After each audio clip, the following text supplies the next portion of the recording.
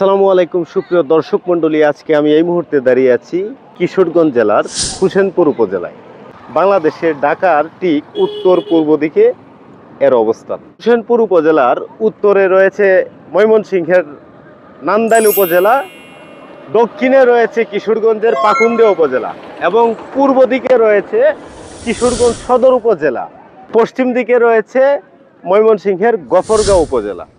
হোসেনপুর উপজেলা এমন একটি উপজেলা, অনেক ঐতিহাসিক নিদর্শন রয়েছে এই হোসেনপুর, যেমন পিতলগঞ্জ নীলকুঠি, ঐতিহ্যবাহী নীল চাষ কেন্দ্র, পুরীঘাট বদ্ধভূমি, গাঙ্গাটিয়া জমিদার বাড়ি এবং কুলেশ্বরী বাড়ির কালী মন্দির।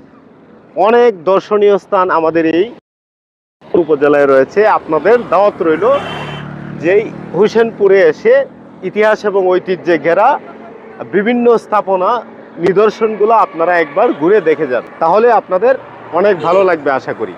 তো বিদায় নিচ্ছি হোসেনপুর উপজেলা থেকে। দেখা হবে কিশোরগঞ্জের নতুন আরেকটি উপজেলায়। সে পর্যন্ত ভালো থাকুন। আসসালামু আলাইকুম।